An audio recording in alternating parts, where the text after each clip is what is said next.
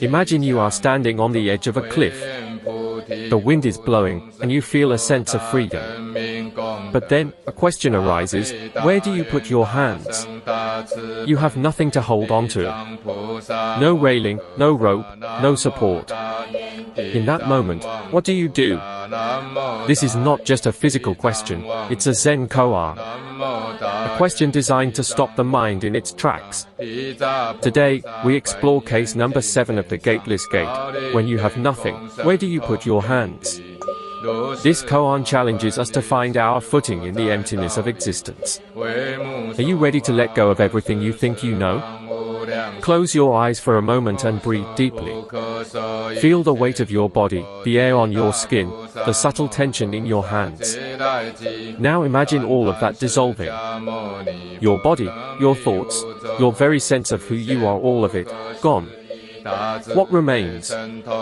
This is not a hypothetical exercise. It is the direct invitation of the koan. In the mountains of ancient China, a student once asked his master, "What do I do when everything falls away?" The master simply raised his hand and opened his palm. The student was confused, but years later, he understood. The open palm is the only posture that can receive the truth. When the hand clenches, it can only hold what is already dead. When it opens, life flows through it. There is a profound difference between emptiness and nothingness. Nothingness is absence. Emptiness is pregnant with possibility. When the koan asks about having nothing, it is not describing a barren landscape. It is pointing to a state so full that no concept can contain it. The Gateless Gate, or Mumonkan, is a collection of 48 Zen koans compiled by the Chinese Zen master woman Huikai in the 13th century. Koans are paradoxical riddles or stories used in Zen practice to break through the limitations of logical thinking. Case number 7 is deceptively simple. When you have nothing, where do you put your hands? This koan points to the core of Zen teaching, the realization that our sense of self is an illusion. In the context of Zen, nothing refers to the emptiness of all phenomena, including the self. The question is not about physical hands but about the fundamental ground of being.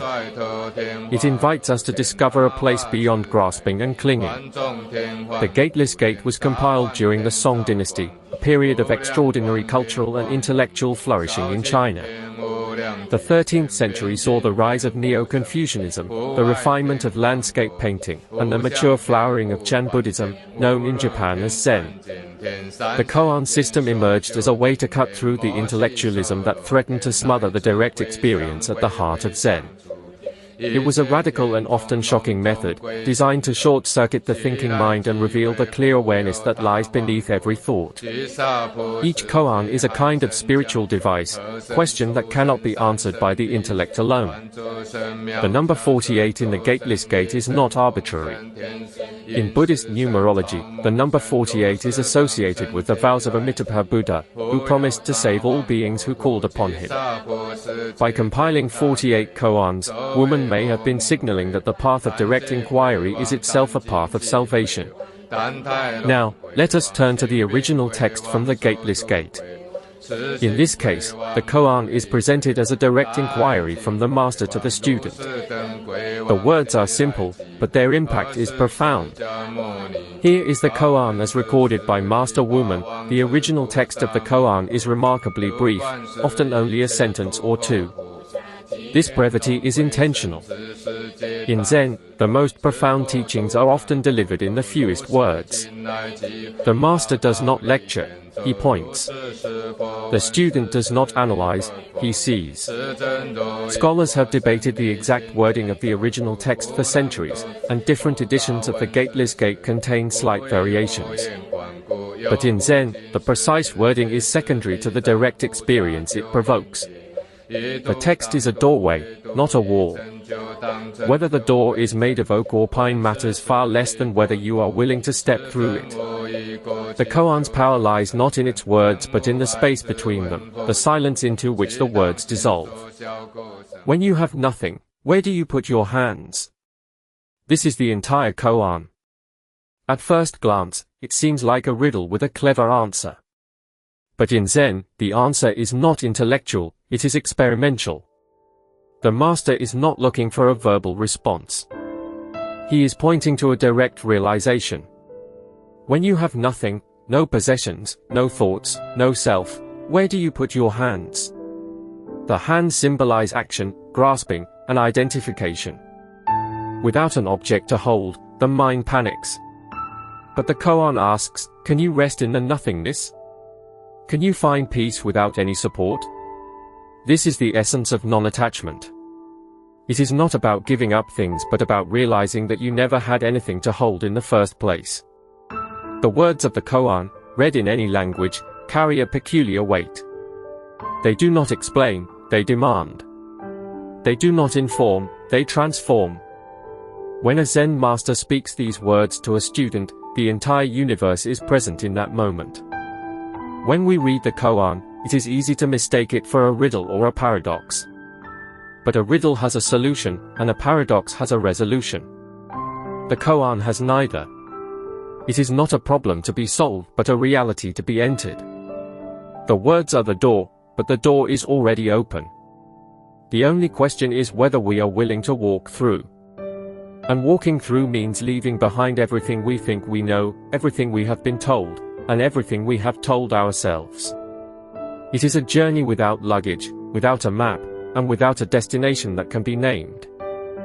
There is a famous story about a Zen master and a student who came to him seeking enlightenment. The student was a scholar, well versed in scriptures. The master offered him tea. As the master poured, the cup filled to the brim, but he kept pouring. Tea spilled over the table. The student cried out, "Stop! The cup is full." The master replied, "You are like this cup. You are so full of your own knowledge that there is no room for anything new. Empty your cup, and then you will understand." This story illustrates the koan. To have nothing is to be like an empty cup. Only then can you receive the truth. Where do you put your hands when you are empty? You don't. You simply let them rest. In letting go, you find a deeper holding, the holding of presence itself. Another story comes from the life of the great Zen master Hakuin, who lived in Japan in the 18th century. A disciple once asked him, "What is the sound of one hand clapping?" Hakuin replied, "Come back to me after you have sat in meditation for 1,000 days. The disciple did so, and on the 1,000th day, as he sat in the meditation hall, a bird sang outside the window. In that moment, he understood. In the Zen tradition, the story of the empty cup is often told alongside another story about a monk who came to his master carrying a precious vase.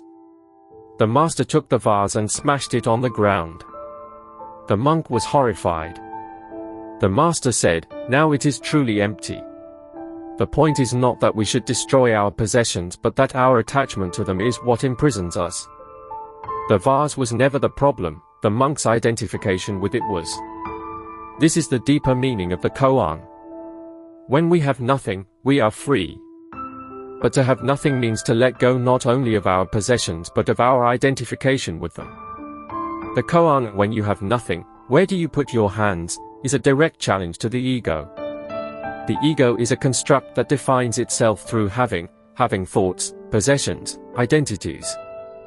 When all of that is stripped away, the ego panics. It seeks something to hold on to, a belief, a sensation, a role. But the Zen master asks, can you be without any support? This is what Buddhists call sunyata, or emptiness.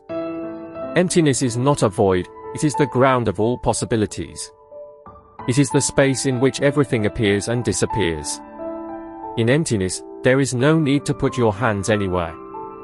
They are already in the right place. The koan is a meditation on trust. Can you trust life enough to let go of all control? When you do, you discover that you are not separate from the universe. Your hands are the universe's hands. They are where they need to be. The answer to the koan is not a place, it is a realization of non-separation. This is enlightenment, the end of the search for a place to put your hands. The ego's need for support is not merely psychological, it is existential. From the moment of birth, we learn to grasp. The infant grasps the mother's finger. The child grasps a toy. The adult grasps a career, a relationship, an identity.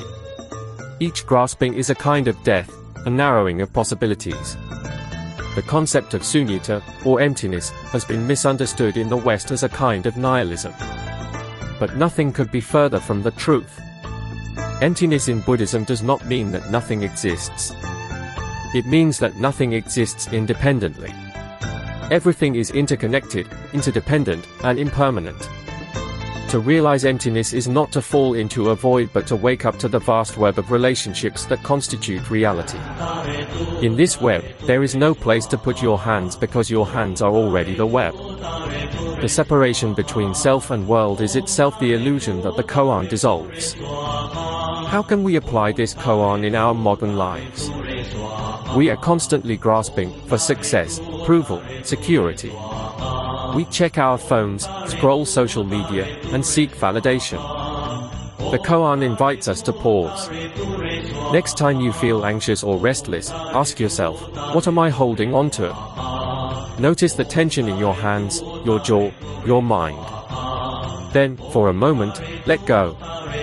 Breathe out. Imagine you have nothing to hold, nothing to achieve. Where do your hands go?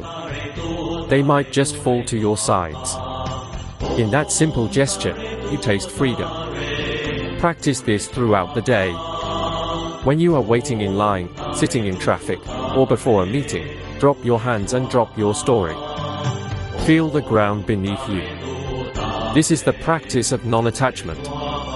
It is not about giving up everything, but about realizing that you are already complete. The modern world is designed to keep us grasping. Advertisements create needs we did not know we had. Social media creates comparison and envy. The gig economy creates constant insecurity. In this context, the koan is a revolutionary act. In cognitive therapy, there is a concept called decentering, which means observing your thoughts rather than being controlled by them. The koan is a masterclass in decentering. When we ask, what am I holding on to? We create a space between ourselves and our attachments. This space is the beginning of freedom. Neuroscience tells us that the brain's default mode network is responsible for the self-referential thinking that keeps us stuck in narratives of worry and regret. Meditation and koan practice have been shown to quiet this network and strengthen areas associated with present moment awareness. When you have nothing, your hands are already where they need to be. This quote is not original to any single teacher, though it echoes the words of many. Its power lies in its simplicity. When we strip away the layers of philosophy, theology, and self-help, we are left with this: we are already where we need to be. To understand this quote is to understand the heart of every spiritual tradition, from the Advaita Vedanta of India to the Christian mysticism of Meister Eckhart to the Zen of the Gateless Gate. It is the simple and liberating truth that liberation is always already here. We do not need to earn it, deserve it, or achieve it. We only need to stop grasping for something else and recognize the wholeness that is already present. As we close this episode, take a moment. Let your hands rest. Feel the air on your skin.